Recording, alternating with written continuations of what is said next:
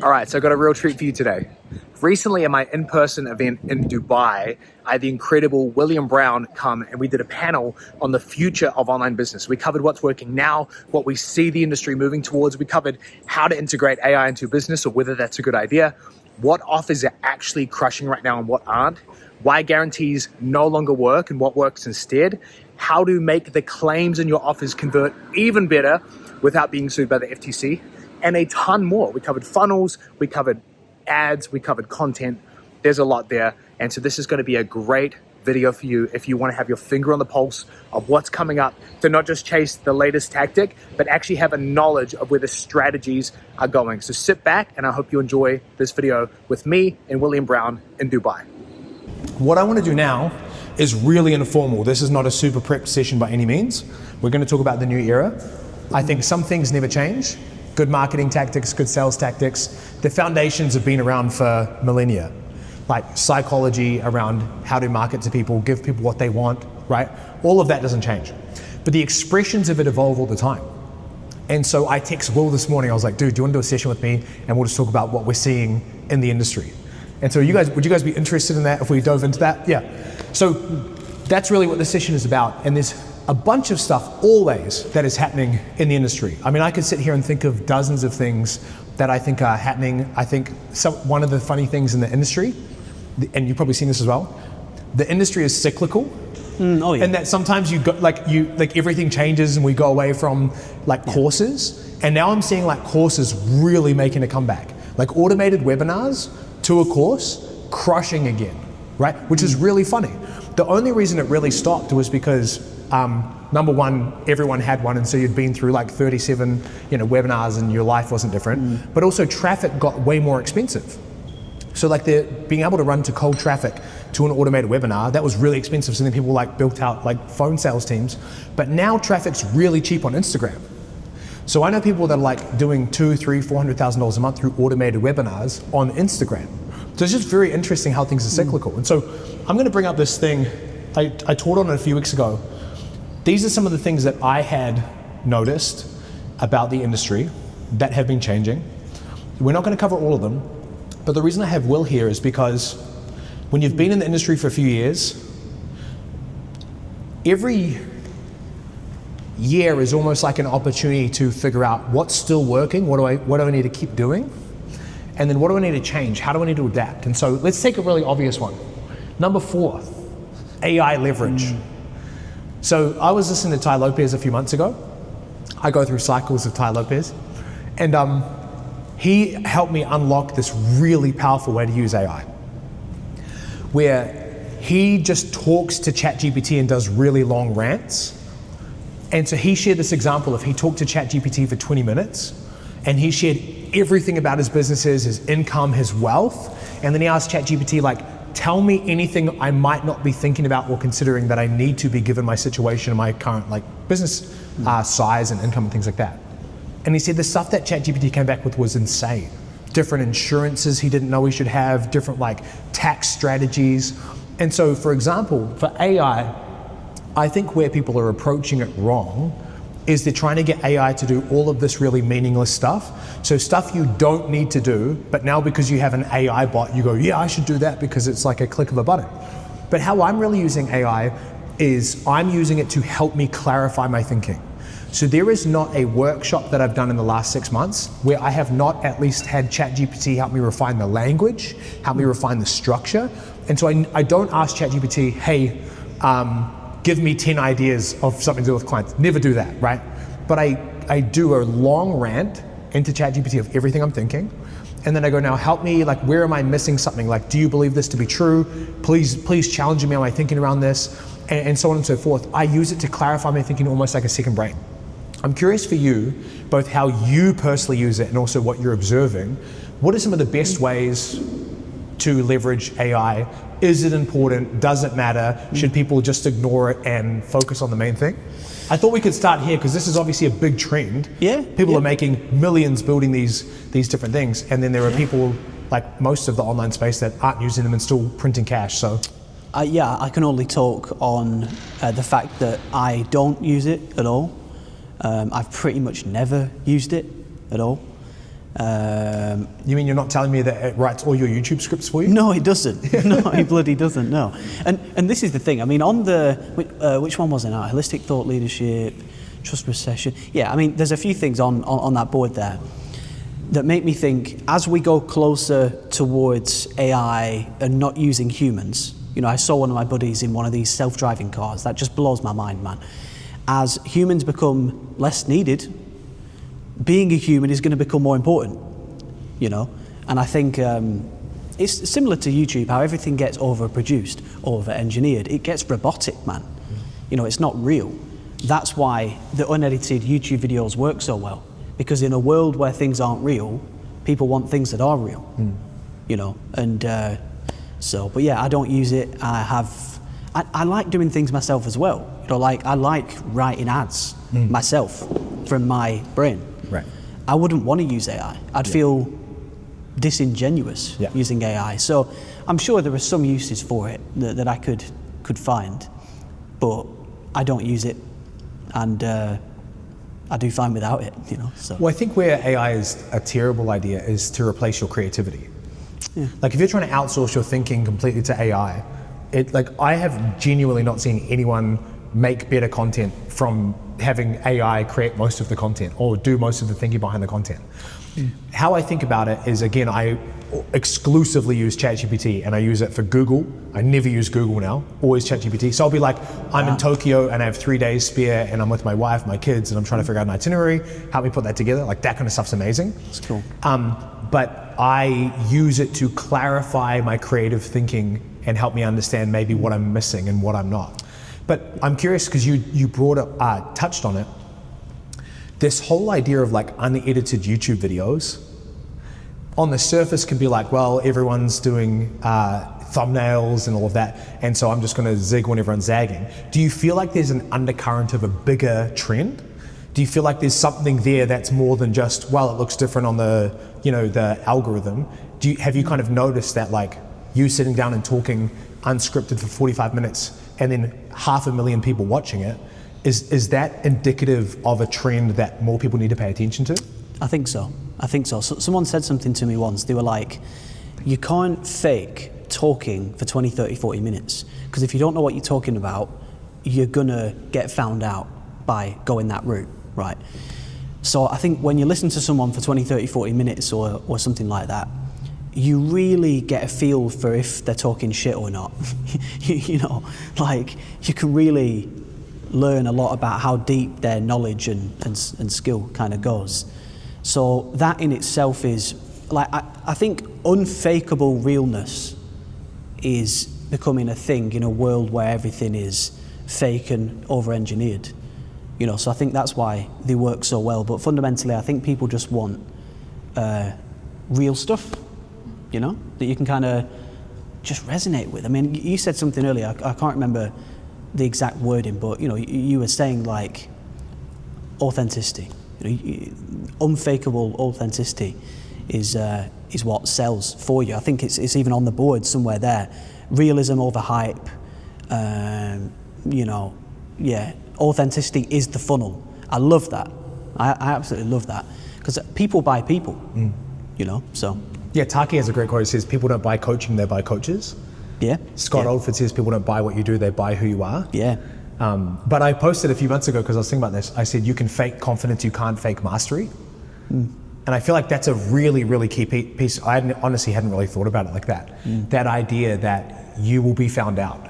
Like, when you have over-edited videos, there can be so much that happens in a cut where the editor's doing you a favor and being like, hey bro, like that 10 minutes was wrong. You know, exactly.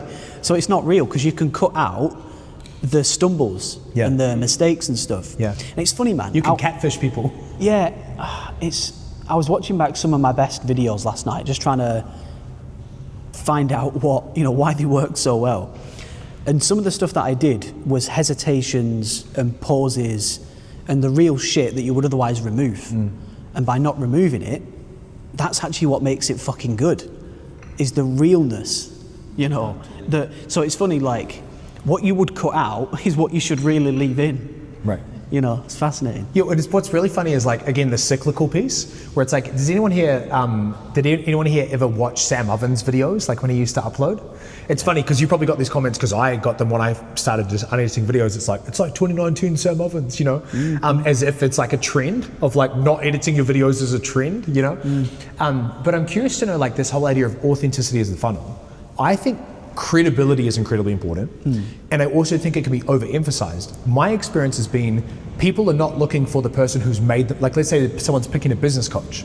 They're not going to pick them based off the person who's just made the most money or the person who's worked with the most clients. These could be like signals that can signify mastery, but it's the authenticity piece that people most connect with. When you think about having scaled over the last year really significantly, what piece of the puzzle do you feel like authenticity has played? Yes, you exited to private venture, like a private equity, you had all this credibility, but what has authenticity played in the role of scaling through content and things like that? It just gives you an edge, I think, and it allows people to, it increases trust a lot, you know. That's one thing, but you're right, you can't just be authentic, because if you shit, like, if you have no experience and you're not good at what you do, being authentic is not going to get you clients, right? You've still got to be good at what you do and have accolades. Like, one thing that a lot of people say to me is, oh, you've sold a business. I want to sell a business one day, so that's why I want to work with you, right? So the accolade is the root of the desire, and then the honesty and authenticity is just the thing that builds the trust that gets them to close, because people don't buy from you if they don't trust you. So how can you build trust? You know, long form content builds a lot of trust. A book builds a lot of trust. The whole 7 hours thing, you know, where people watch you over and over and over again, and you become a friend, and they trust you and that kind of thing. So, yeah. So how much of it is strategic for you, and how much of it is you're literally just like sitting down, let's say like YouTube videos, for example? Yeah. How much of it is intentional? What story am I going to share? What vulnerability am I going to create? Versus, hey guys, it's Will, and then you just like talk and rant. How much of it is like intentional? You are working on this. You weren't good at it at the beginning. You got better at it. Like, how much of that is just turn the camera on, whatever happens, happens, versus intentionality? Yeah, we were just talking about this. I mean, when the day I sold my company and I made that video about just having sold it, I just did it because I'd run out of time. I was like, fucking hell, I've got to make a video now, today, immediately. So, and then it did so well. I was like, oh wow, you know. So not caring got me the result. Recently, I've really been trying hard on the videos, and they don't do as well. And the main thing I've taken from this weekend is just like, keep it real, you know. And this weekend has just like cleaned my mind. And I'm like, oh yeah, let me just enjoy it again. So it is, I mean, it's a strategy that I do, you know. So if editing videos got me way more sales calls, guaranteed, I would edit videos for now, because I would like more sales calls and more sales to a point. But equally, there's still a big element of like, I don't want to push hard in this business. I pushed hard in the last business, and it was not nice, man. It was not fun. So it's a bit of a balance. Yeah. It's a bit of a balance. I'm curious to know, I don't have like a cool way to say this. I'm curious to know how you were observing in the industry people's desire to return to fun. I've noticed this where it's like, I'm sure there's always been people who are like, I'm not in it for the money, I'm in it for fun. But like, I'm telling you, like, my inbox is filled with people who are making money who are like, I just want it to be fun again. Oh yeah. Are you noticing that within the industry, and what's that journey been like for you? Definitely, man, definitely. Well, I've got friends that are where I was when I wanted to sell my business, where they've scaled too far, they've built the team too big, they've driven the profit margin down, and now they're doing all this work for less profit, having way less fun, and they've built a bit of like a monster, you know. But this kind of happens to everyone. I think you've got to do this because you've got to make the money first, you know. So, oh man, it's a very complex question, but I do see a lot of people that they've built this massive business, they've made a lot of money, and now they're like, well, why am I doing this? Right. And they're like, oh shit, I actually don't enjoy this. And they're starting to see people like us now making the same, if not more profit, with way much more ease and fun. So I think it's people seeing people like us doing it that's showing them, you know, oh wow, I didn't know you could do that. I didn't know you could actually enjoy it. Yeah. You know, and not have a massive team and not take sales calls and stuff. So it takes people to discover it first. And then people see that you've discovered it. You know, kind of like me, when I made the unedited videos, everyone saw it and was like, oh my God, I didn't know I could do that and not edit and not plan. And then they do it and it works, like, whoa, this is the best thing ever. And then they stop doing all the annoying hard shit they were doing, you know. You let go of the video editor, you're like, amazing. Yeah, I mean, but someone's got to discover it first. What's really interesting is like how I think in the last few years there have been a number of incidences and people that have gone ahead and publicly been like, this sucks, I'm changing it, and then it almost like gives people permission. Like, do you remember Sam's big pivot from like 3 million a month to $1 million a month? Dude, that was so significant, man, after he'd scaled so far. So we've just described what Sam did. He scaled to the ends of the earth, massive team, tiny profit margin, terrible, stressful, shit, go backwards, you know, and take it all back down until right at the end when it was massively profitable and massively easy, you know. So, and yeah, so I think Sam was proof that it can be done. Yeah. And I think that planted the seed. Yeah, well, I remember him doing a VSL and obviously building the quantum, at least around that, where he was like, here are the numbers. Here's exactly what we were doing, 36 million a year in revenue, 3 million a year in profit, and that sucked. I think like just the way he did it was so funny. I'm trying to remember exactly how he was like, and that wasn't fun, and this is fun, and this is my numbers, and da-da-da, and then he was doing, you know, $1 million a month and 500,000 a month in profit or something like that. But I think for a lot of people, that was the permission they needed, where they were like, dude, why am I doing this? Dude. So Sam went from 3 million to 1 million? A month, yeah. Yeah, but increased profit. But increased profit. Yeah, so, you know, he's doing a lot more revenue, but with less profit. And he brought the revenue down and the profit back up. And team of 40 down to like a team of 10 or something like that. Yeah, and less, I think, yeah. In the end of the mastermind, he was even talking about like 6 million a year. Yeah. 5 million profit with 5 people. Yeah. Yeah. So, and he shared the prices, which was a big move because no one shares their prices, even now, you know.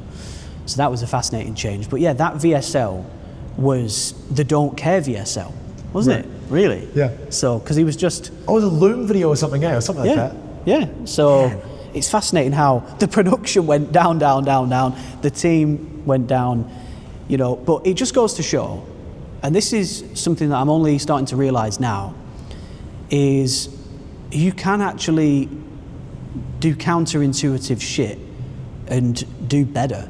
You can do easier stuff and make more money. It just doesn't make sense because it's just strange, man. And people need to show you it can be done before you can kind of do it yourself, you know? Well, we've been talking about this the last few days of just the idea of like, most people don't feel fully alive. They don't feel excited and passionate. So when they see someone who is, and they're going like, I'm scaling and I feel amazing, which they're is like, most entrepreneurs are like, running a business is like getting kicked in the balls every day. Like, business, you know. And then someone's like, it's amazing, I'm having so much fun. You're like, wait, we're allowed to do that? Like, we're allowed to have fun? I found that really significant. And I was like, it's really interesting how one of the most significant entrepreneurial metaphors is that Roger Bannister 4-minute mile. Yeah. Right? Where it's like, until you see someone do it and you think it's impossible and someone does it, you go, wait a minute. And I had an ex-client post his numbers publicly last month. And he did like 900,000 cash collected. Wow. It was about 300,000 in profit. And then he had a business partner. So he split his money down the middle basically. Yeah. And then him and I did the exact same amount of profit last month. Yeah. But he gets up at 3 a.m., does all these different things. I think I know who you're talking about. Right, and so for me, there was no judgment. It was more like, wow, you really need to understand the game you're trying to play. Yeah. Because if you're going for an exit or something like that, if that's possible with that kind of business, amazing. Like ignore my business model, do what you're doing, because I'm not going to exit. But if you were going, I want to have fun and impact people's lives, what did Sam say, right? Profit, client results, and fun. Yeah. It's really about kind of playing, like knowing the games you want to play and then playing to win, as opposed to trying to win games you don't care to win in the first place. I think he called it 7-figure Zen. Yeah. Didn't he? At the end, that was like Sam's way of describing what he'd done. But I know someone else that's doing about 900K a month cash with a team of 50, you know, a profit of maybe 200 and a 50-50 partner who's doing, I mean, what's the fucking point? What the fuck is the point, man? But most people, are indoctrinated to go like I've been in masterminds before where people are introducing themselves. They're going like, I'm Dan and I'm so and so, I'm in this industry, and I have a team of, and it's like it's like a virtue signal. I have a team of 20, and someone's like, well, I have a team of 25, and all of a sudden, like, whoa, this guy is epic. Yeah. And I think it's really interesting the stripping away of these ego like virtual signal type things where people are going, wait, I want to have less team. Yeah. And so now it's the opposite, where you meet someone and they're doing revenue and they're like, I have a team of 1, and you're like, whoa. Yeah, and then you have like the solopreneur game where it's like, I was listening to someone the other day and it's like, what is it called? Company of 1, or like one person, I don't know. It's like a trend on Twitter where everyone's trying to be like a one person, whatever. Yeah. And it was so funny because the guy's like, yeah, I run a team, like it's just me. And the guy's like, so you have no team? He's like, well, I have contractors, I have a VA, and my wife's in the business as well. It's like, well, it's not a team of 1 then, is it? Right? Yeah. But it's really interesting, the stripping away of the things that don't matter. That's it. I mean, one of the things that you mentioned earlier was the cyclical nature, right?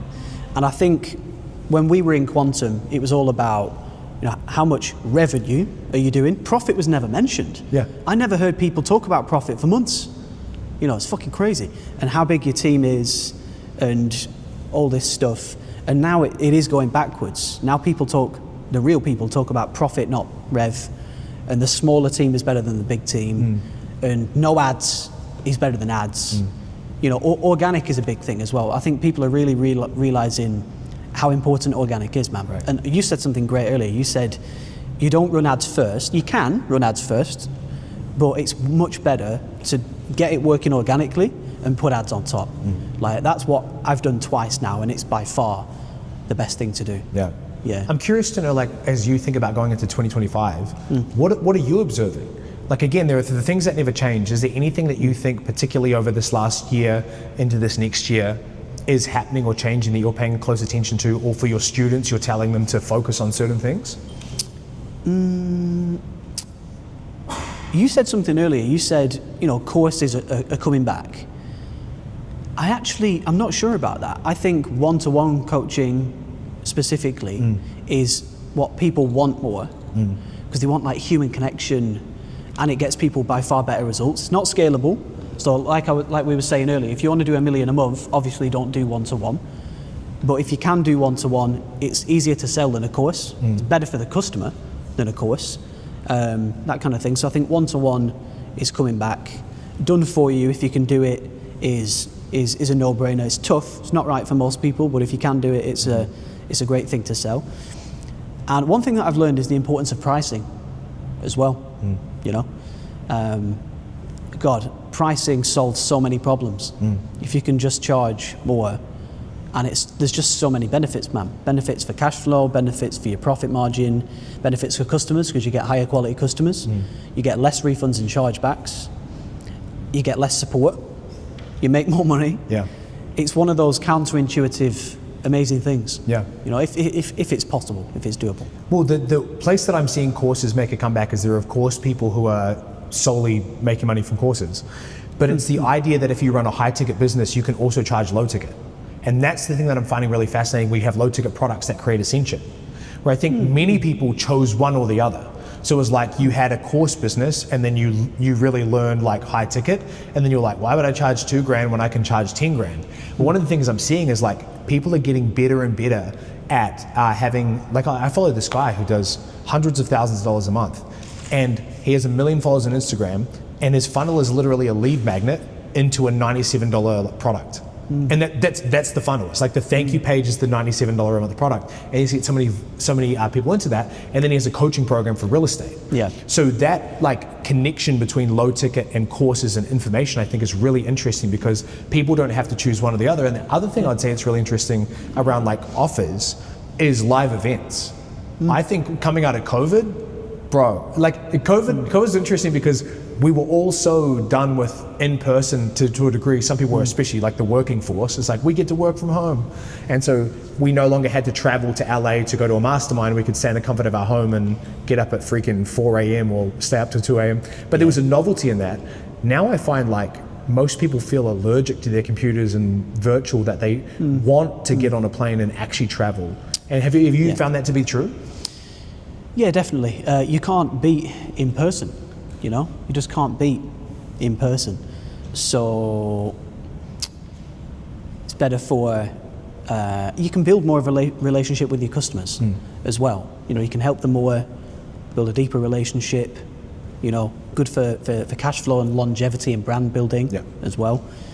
So yeah, for sure, it's important. Yeah. What were you going to ask, Aaron? So I was going to say, thank God I had more followers, right? So it's easier for them to sell a lot of the product. So I believe that, as you start to get a larger audience, then it makes more sense to sell a lower ticket product and then move into a higher ticket or essentially from there. Well, I think it's more about what percentage of revenue you're trying to create through low ticket. Like I've had months where I've done 20 to 30,000 through low ticket. So I'm not about to replace all my business with $100 courses, but the ability to supplement income and create throughput from cold to your higher ticket, I think that's been increased because traffic is cheaper and cheaper through platforms like Instagram, where for you to do that through Facebook ads to a cold audience is so brutal. You go in the red, you might be profitable on day 45, but now you can get an Instagram follower for $2, $3, $4. And so you spend $100 a day and you get those through and you get a handful of sales. You can get to a point where you can start to generate pretty significant revenue, but then in the LTV, having people join the main offer, you can go, whoa, I spent $3,000 on ads and I made $30,000 in cash. And that becomes more and more real because of the nature and the price of traffic through things like Instagram. Yeah. So you can send people straight to like an evergreen webinar, like traditional sort of gospel function. You can totally do that, but what's really interesting is like if people are following you on Instagram and they're consuming a bunch of your stuff, sometimes you can just post a story and say like, here's a product that's $100. There have been days I've made $2,000, which obviously isn't a lot in the scheme of things, but off one story for a product that I don't have to deliver. So I post that and I'm like, well, if I did that 10 times a month, like that's a significant amount of money. That's pretty good. I'm curious to know like what other things you guys are seeing as trends and what questions you have about 2025 and beyond in the online space. I'll just reiterate the face-to-face. I was telling the guys earlier, I ran 13 face-to-face events this year. Wow. And it was massive on acquisition, but also retention as well. Yeah. And Pete, there is a real need because of COVID and I think that social isolation. People want to get belly to belly with people. Definitely. I'm not sure about belly to belly, but Is there anything on here that you want to speak to? We've got self-care over hustle. We already covered that in terms of having fun. Authenticity funnel, holistic thought leadership. We talked about this a little bit in the last few days where it's like that idea of just being a complete specialist to now people really wanting to see and hear how you approach different parts of life. Realism over hype. I found that to be very true with, actually, let's talk about this for a second. Messaging, positioning, offer outcomes, things like that. There was a time in the market, right, probably when the purple offer gospel came out, where people were just trying to make the most outrageous claim possible backed with a guarantee. And I found the market to go backwards where it's like, if you make a believable offer. so true. That people go, I actually believe I can do this and believe I could achieve that. It outperforms something that sounds 10x sexier, but is unbelievable and hypey. How have you seen this to be true? Yeah, dude, 100%. It's so interesting how everyone does one thing and then the market completely swings back. You know, like if you say that now, you say, look, I can get you 10 new clients within 90 days, guaranteed. That worked so well for a period of time. And now it's the complete opposite. People are like, no, you can't. Yeah. You're talking shit. Right. Your guarantee, they don't trust it. And, you know, because it sounded like a sure thing once upon a time. Oh, you're guaranteeing it? Yeah. Well, that's amazing. And then you like get in and you realize that this is like, there's more terms and conditions than signing up for like, you know, iTunes. Yeah, people shouldn't do that, man. I think that's very... Trend now, alternative. The trend now is no guarantee. No guarantee. Yeah, like the not a trend, but the trend. I mean, yeah, it's the opposite. So if people ask for a guarantee, I mean, when people ask us if we have a guarantee, we say no. We absolutely do not have a guarantee, and we don't do refunds. And the reason for that is because if we said we could guarantee anything, we'd be lying, and we'd be out of integrity with ourselves and with you. And people really like that. They're like, wow, I haven't heard that one before. Like, let's go. You know, it's like, fuck. Yeah. That's real, and people It's want all real. about the trust. Yeah. All about The trust receipt. Yeah. Well, I think we're also in a time of market where a lot of the people we're trying to reach with our offers have already been through other offers. Yeah. So there was a point when I went through Sam Ovens' consulting accelerator, I didn't know that I wasn't going to get whatever it was, 8 clients in 42 days. Yeah, yeah. I think I did get that actually. Thank you, Sam. But people had a naivety about it. I saw people saying like, get you to 100,000 a month guaranteed. Yeah. And they printed cash until people went in and were like, wait a minute, none of that's guaranteed. Yeah. But I'm also curious to know how you think about it in terms of offer outcomes. So not just like guarantees, but like, I'll give you an example. Typically, we think the biggest number of anything will convert better, right? So if you have the balls to say, I'm going to give you 100,000 or help you lose 100 pounds or whatever it is, that's going to perform better than 50,000. And I had a client that was helping people go from in-person personal training to online fitness coaching. Their offer outcome was helping you make an extra $2,000 to $3,000 a month. Yeah. And that was so unsexy, and they got 1,000 clients. Dude, this... And so I wanted you to speak to this in terms of how you've observed it, because I don't think it's about dumbing it down. You could make 100,000, but let's talk about 3. But I think that realm of believability, people feeling that trust recession, what have you seen to be true? Well, you've just hit the nail on the head, man. I mean, one thing that I've seen work better now is much more smaller, more realistic, more believable promises. You know, and again, it's cyclical. At the top of the market, it's big guarantees, and the biggest number in the shortest time frame wins. And right now, it's the realness that works best. There are no guarantees, but what I can do is get you to a small believable outcome in a reasonable time frame. You know, someone literally yesterday, we had a client that asked me before buying the Done For You program. He said, Will, I just want to check before I pay, can I have cash coming in 30 days from joining? And I said to him, absolutely not. There is no way on planet Earth you're going to have money coming in within 30 days. We can build everything within 4 to 6 weeks. You'll be getting your first customer or so at the 6, 7, 8 week mark. And I was like, dude, if you want cash in 30 days, please, please, please, please do not buy. Do not come on board. And he was like, I'm in. You know? Right, that's a very important piece. Like, I noticed this to be true because I had a guarantee, right, and it crushed, and we were in that kind of pocket in the market. Yeah. And then the start of last year, not only did I not have a guarantee, but I marketed that we had no guarantee. And so literally, like on the sales page, it would say there is no cancellations, pausing, guarantees, refunds for any reason whatsoever. And what was hilarious is I would have people go, "This is like, send me a screenshot of it as they're paying. Dude, this is amazing. Can you help me do this for my business?" Dude, it's just like you said earlier, like people are doing all the hard, complex, low profit stuff. But when they see this stuff being done, they're like, wow, I did not know you could do that. And then you're the god, you know, and they fucking love you. And then you can help them with this new model that works bigger and better. And yeah, it's just so nice to do the opposite. Yeah. It just feels so good to keep it fucking real. Yeah, 100%. You know, and then you make more money anyway. Exactly. And it's easier and better. Yeah. I think it's like an unbelievable offer versus like a realistic, believable offer. I think I heard like Dan Sullivan say it, like being the buyer and the seller. I feel like if you're like a seller mode, it's guaranteed to get the pints in. But if you see yourself as a buyer, I don't need anyone. This guy was 10K in 30 days. I'm the buyer. I'm picking. Yeah. Like that buyer seller. It's kind of like an abundance mentality, isn't it? You know, where I've got enough clients, you can come on board, you know, if you feel good about it, but otherwise it's okay. And if you don't, that's fine. Yeah. Abundance. Whereas, and I've been on both sides of this. In my first business, it was very push, it was very need to make money, how far can we scale, so on and so forth. I had a guarantee, you know, action-based guarantee and so on and so forth. And guarantees can work in certain niches, you know, if it's relevant and if it's going to get them the outcome and vice versa. So I'm not saying never do guarantees. If it fits, it's fine. But it's just so strange, man, how when you don't need it, you get it. And it's hard to do because you have to really genuinely not need it. You can't fake it. Yeah. You know, it's so interesting. If you guys have any questions, I want to speak to one more thing and then we can open up for questions. We've got a lunch in just a moment. The last thing I want to touch on here that I kind of wrote about was the decentralization of influence.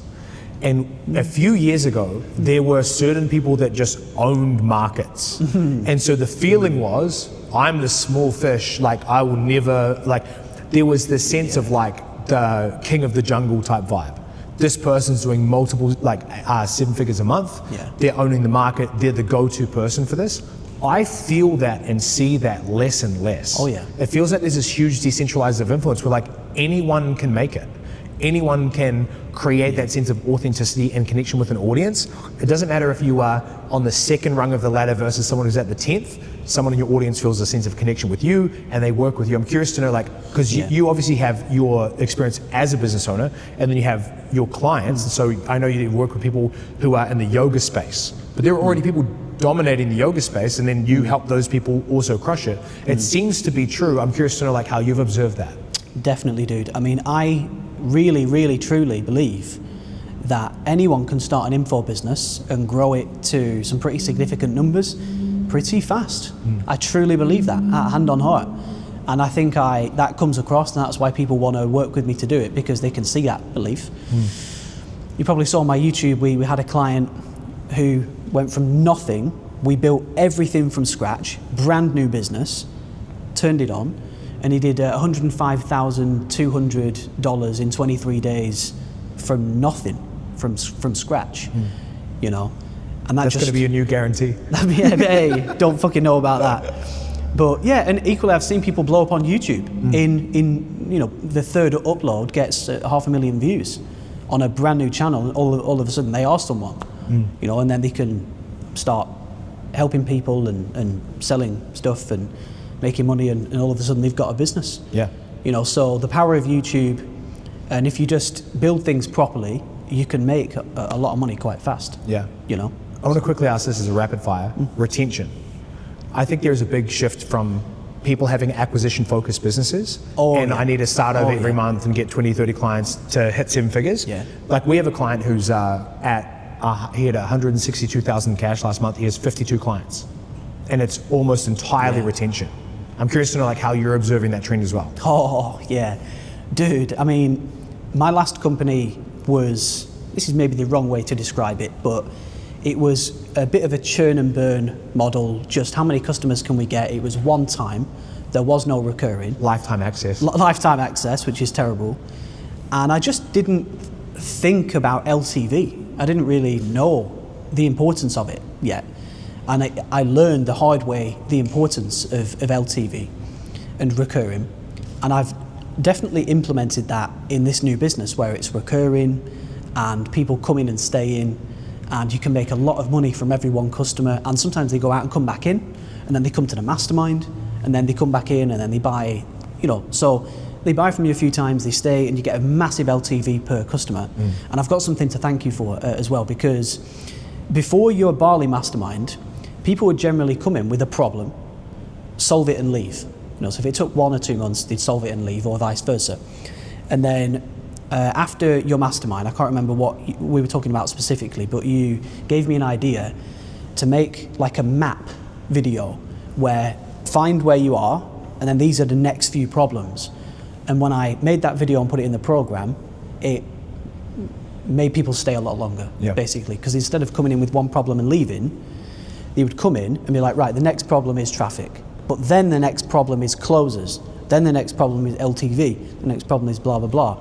So that increased my stick rate as well by just showing people the map, the journey. Well, it's so common, right? You have people pay you to solve a problem, and then once the problem is no longer there, they go on and whatever. But how I've understood it is every problem solved is another problem created. Exactly. So now you've filled their calendar with sales calls, but now they have to take sales calls all day.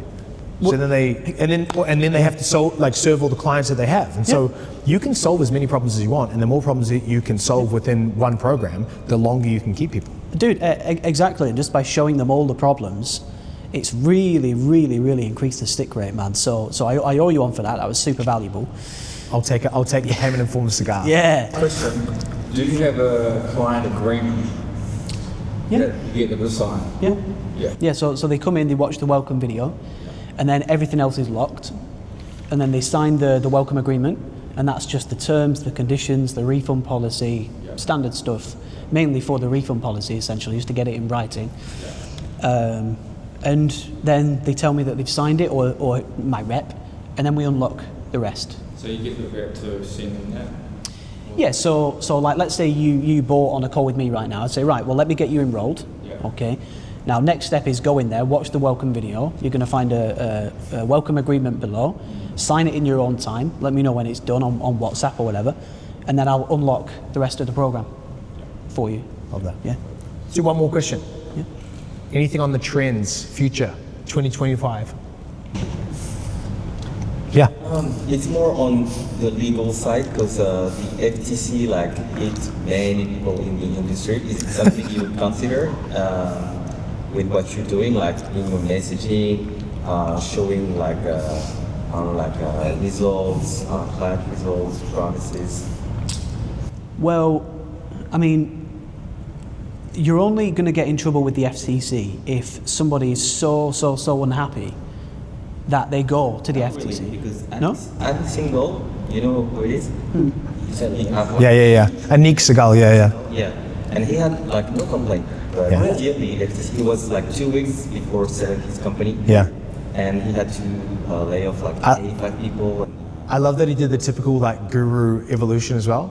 He got sued by the FTC, then obviously learned all the lessons, and now his new offer is how not to get sued by the FTC. Fucking love it.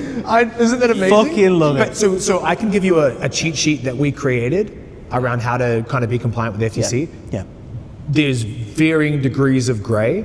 To actually be fully compliant is insanity. Yeah. It is. When I say that, I mean you share one screenshot of a client result, and then that has to come with a page full of so there's that element. But the big key is really you eliminate so much issues with unhappy clients when you really just think about things through an ethical lens. Am I making an offer outcome, an offer promise, in a way that I actually think the average person in my world is going to achieve it? Yeah. You can't promise things that 1% of people are going to achieve and 99% of people are going to strive for and fail. It also comes down to when you do have complaints, when you do have refund requests, if that happens, when you do have chargebacks, all of that, how do you handle those? It's really all the way through marketing, sales, onboarding, and delivery. It's just making sure that you're always doing right by people. You're always going to get caught out, and you deserve to be caught out if you are making promises that are unethical, untrue, stretching the truth, to anything to get the sale. And so when you're looking at your VSL page and things like that, if you're saying it it's basically insane results with no work at all, it's all of that kind of stuff that isn't true anyway, that we shouldn't be saying in the first place. Yeah. Also, you could just have a Dubai company and live in fucking Bali, so they can't catch you. And just alleviate it that way. Yeah. Yeah, even 100%. client results. If you share client results, you're held responsible. If your client lies, you have to make sure that. Dude, it's impossible. It's literally impossible, man. If that is honestly, I think it's just luck or unluck. If that happens, man, it happens, and if it doesn't happen, because you can't be compliant. You just can't do it all. It's like Warren Buffett says, if a police car follows you for enough miles, you will eventually get a ticket. It's just whether you're unlucky or not. 100%. Guys, let's give all some love. 3, 2, 1.